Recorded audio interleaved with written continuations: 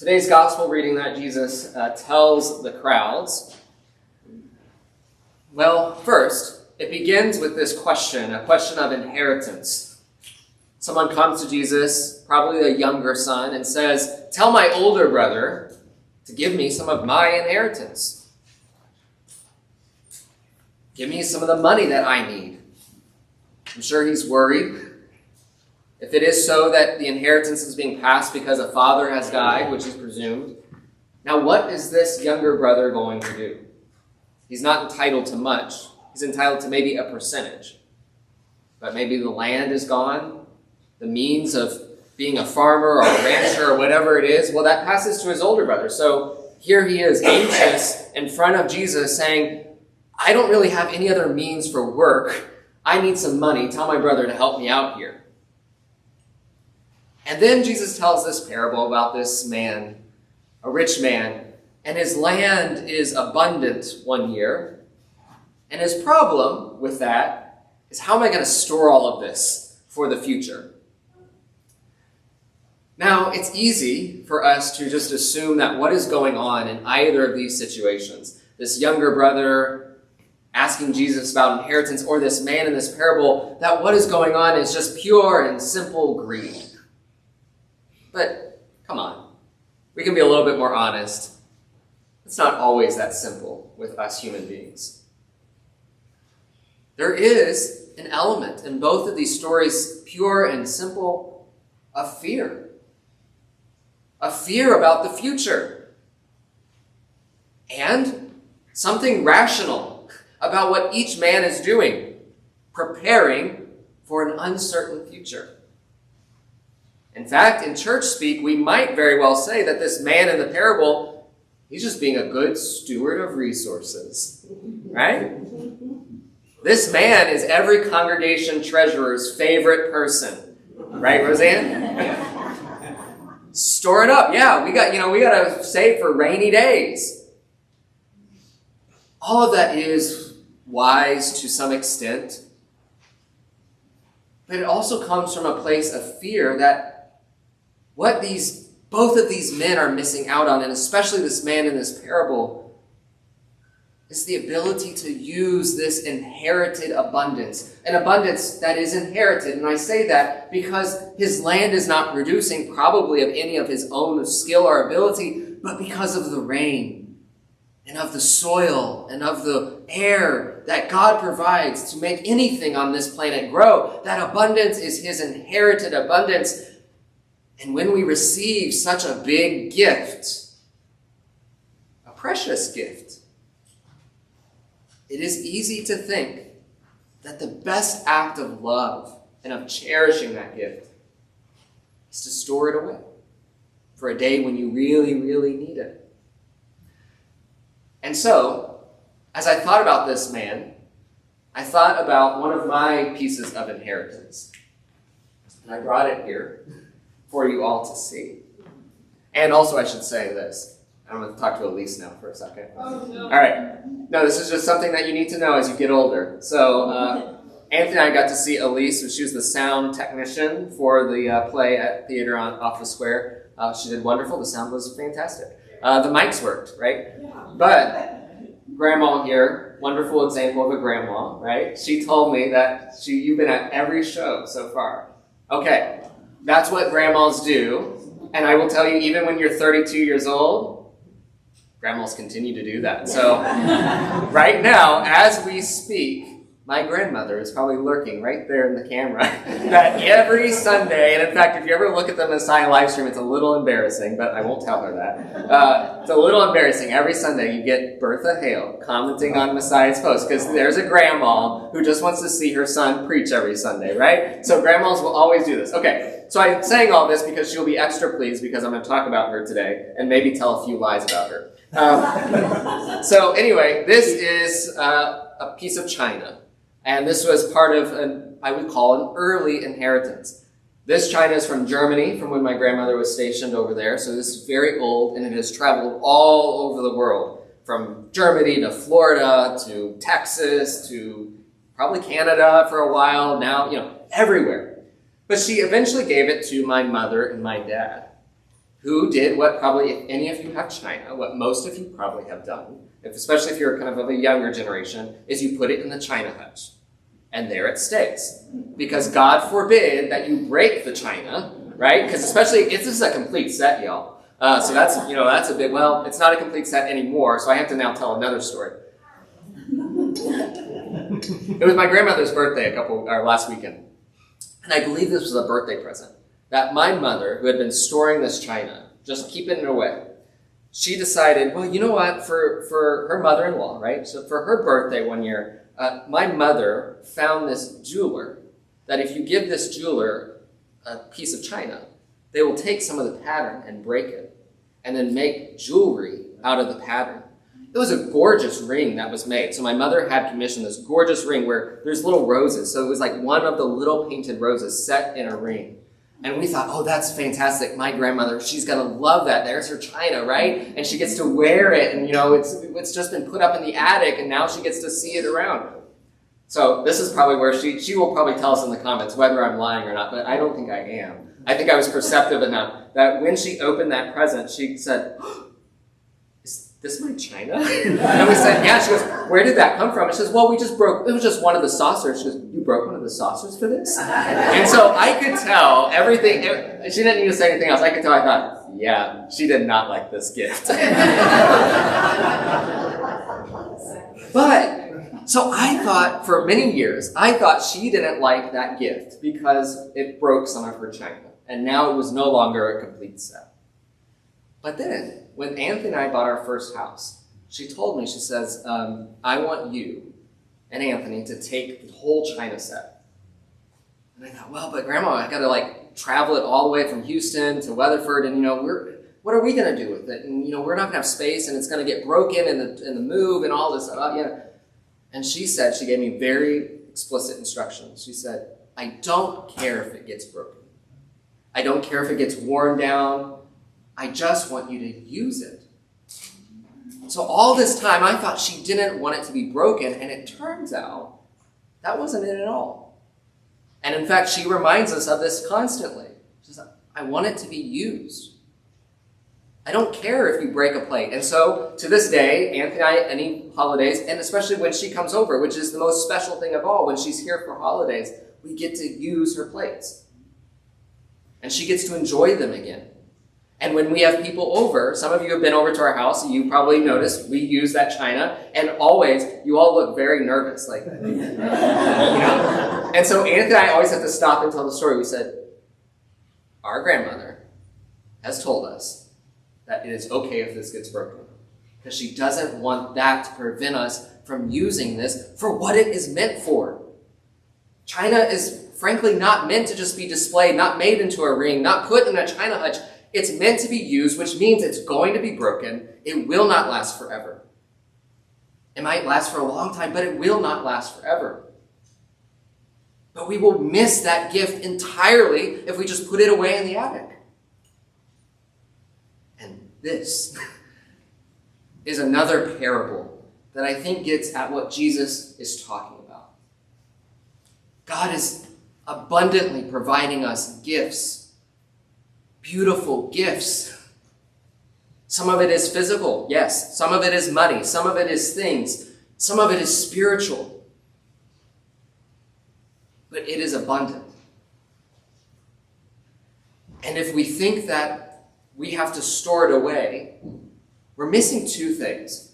One, we're missing, like this man, the opportunity to use these gifts, both physical and spiritual, in this life. Right? That was the man's problem. That was his foolishness, that God came down and said, you fool! This was meant to be used now. And now you're going to die tomorrow. It's very, very dramatic, right? But that severity, not of punishment, but that you missed this opportunity. The second thing we're missing is this good news about speaking to our fear. Because what's really at work when we store away china and we store away our spiritual gifts and we squirrel away our inheritance and we squirrel away our money and we squirrel away all these things, what's really at work is that we don't really trust This is a harsh word from the pastor. We don't trust that God is going to provide the next day. That's a fear.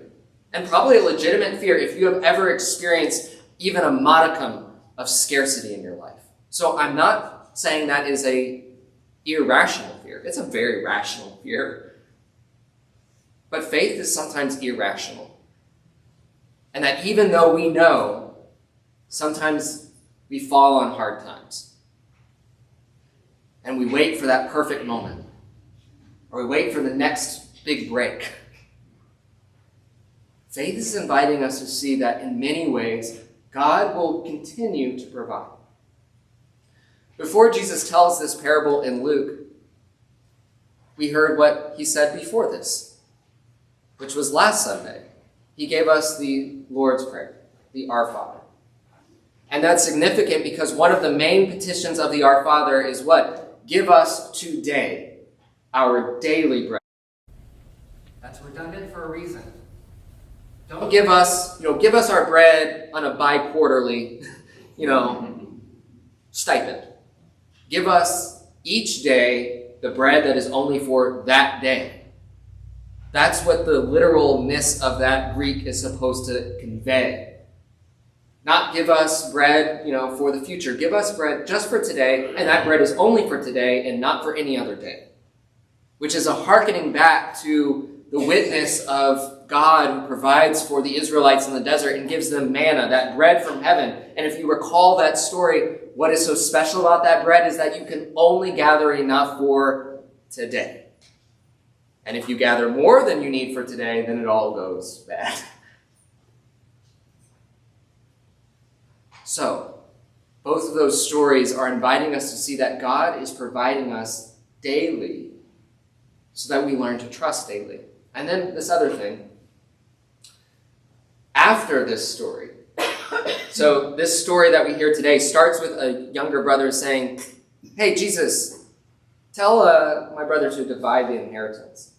And what's so fascinating is that we move forward a few chapters in Luke, and then we get a story that you all probably know well about another brother who asked you to divide inheritance, the story of the prodigal son. And when we put all this together, I think one of the things that if we're looking at this parable now today, that we got today in our Sunday readings, and we're looking forward to the prodigal son, I think one of the parts of that story of the prodigal son that our eyes should be drawn to is the very ending. When there's the older brother who stayed, and he's not invited to the party, right? And he's out in the field, and the father goes out to find him. And the older brother says, well, you gave the younger, my brother all your inheritance. What about me? What am I going to get? And the father says, don't you see? You have been with me always. Everything that I have is yours.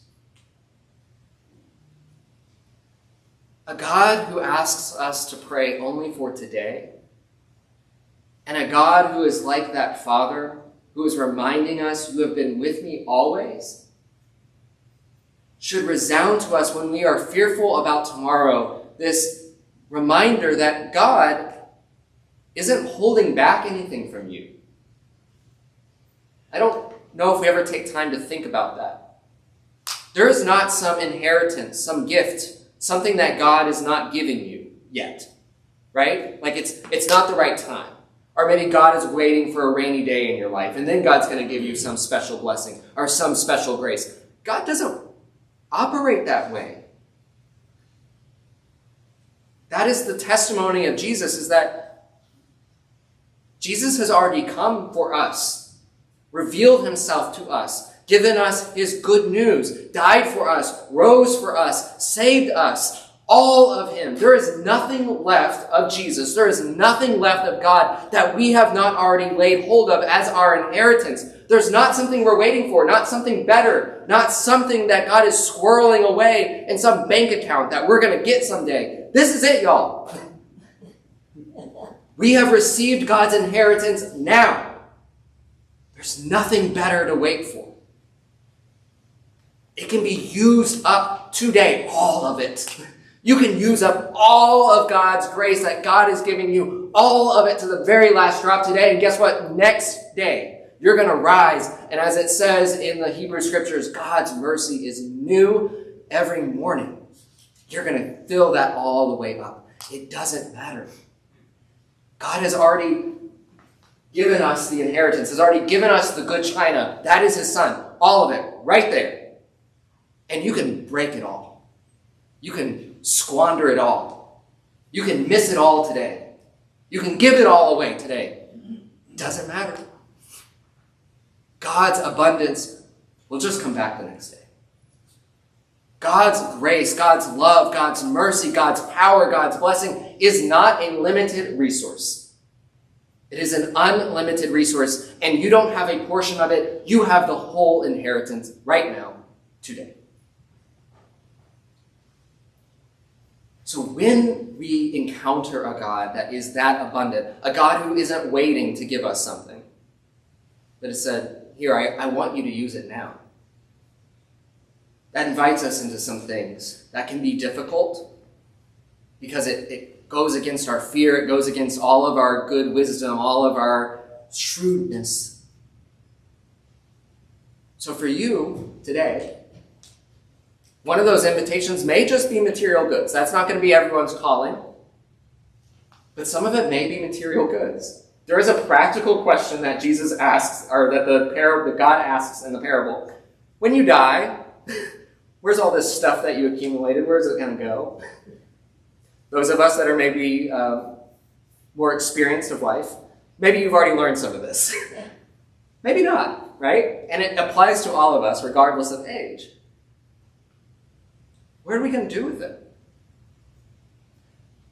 So for some of you, that calling might be truly about money. I don't talk about money often in church, but there is something about money in Luke. Luke is always talking about money. So you're lucky that you don't have the gospel writer of Luke as your pastor, or you'd hear about money every Sunday. Some of it may be that. Of like, are you holding on to money just out of fear that you don't think God is going to provide, or your community is going to provide, or your family is going to provide for the next day? How'd you get it in the first place? You might say hard work, sure, but there's also still something of God's providence, even in your hard work. Now, a little more practical is this will be the only time, so I'm just saying this for her sake, so she doesn't get used to this. This will be the only time I commend my grandmother in the assembly. I think what she did is a really smart idea, and and at this case, I am calling out our more seasoned members. If you have a precious item like this, full of stories, and you're waiting to give it to a child or a grandchild, you might be missing a really beautiful gift of getting to use it with them. And yes, it might get broken. So, I will leave you with that idea. But there is also spiritual gifts, and there's spiritual elements. Some of it might be those spiritual gifts of abundance. And we think that, okay, well, I've been given this calling, or I've been given these gifts, but now's not the right time. I should save it for later. Or maybe I'm afraid of my ego getting broken. I don't feel like I'm good enough at this thing. Or I'm not skilled enough, right? So I'm not going to do it right now. Maybe when I get more skilled or more knowledge, then I'm going to live out this gift for the sake of the world, for the sake of the church, for the sake of my neighbors. Again, what are you waiting for? God has given this abundance for you, and you're right, it might get broken. Your ego might get broken. You might not be that good at it. But guess what? It's not a limited resource. It's going to keep coming. That's what practice is about. What are you waiting for? If you're waiting right now, I would say, what are you waiting for? The gift is for you to use today, and it will be there tomorrow, no matter what happens. It could also be that you're holding back on a spiritual gift, a spiritual abundance. You're holding back using it, letting it go. You're putting it away in barns and china hutches because you think, well, the community doesn't need it just yet. There's other people that are filling in and doing this, helping my neighbor, advocating for those who are oppressed, serving in the church. preaching a good news that is truly good news for people, not like bludgeoning people with good news. All of these things, we have a pastor, right? We have a pastor that's doing it, so we'll wait for a rainy day, right? When, I get sick or something, and then I'll step up and do it. Or I'll wait, because there's all these other people who are advocating for refugees or immigrants, for example. So I'll wait, until I really need it. Or maybe when the situation gets so bad, right? When they're truly rounding up like people en masse. Okay, well, yeah, I'll wait until the situation gets really bad, and then I will speak out. What are you waiting for? You're storing it away, thinking that there's going to be a day that's rainier. Could be raining right now. Maybe now is the time. And then one other way is that one of those gifts that is inexhaustible, that is so clear in the gospel, that inexhaustible gift, primarily from God, is that gift of forgiveness, that gift of graciousness. And I will say, we are given, as Our Father says, we forgive as we forgive others. And so sometimes we think that people need to earn our forgiveness, right? Hoard up God is pouring forgiveness on you every day. And what we do spiritually when we don't forgive others is you take all of that and you're like the man in the barn. You square it away and you say, well, I'll save all of that grace and that forgiveness for the day when it's right. When I feel like I've really gotten over what that person did to me. Or they really are deserving it. Today's not the day, but I'm going to store this up because it's going to take a lot of forgiveness. You might not get the opportunity if you wait to unleash that forgiveness for someone. And it is true. It also might get exhausted and broken and not used in the way you want. But that forgiveness comes for the next day. So, it is a scary thing to live into the trust that God is inviting us into, a day-to-day living into God's abundance. But that fear is countered with this unimaginable good news that there is nothing left that God is holding back. God has already given you the full set. Not a single saucer missing. Giving you the full set of his best, most beautiful china. And the intention is for you to set it at a table, to use it. And if every bit of that gets broken today, the good news is that you will wake up tomorrow morning and God will have reset the entire table. Every last bit. There is nothing that can exhaust God's gifts for you. Amen. Amen.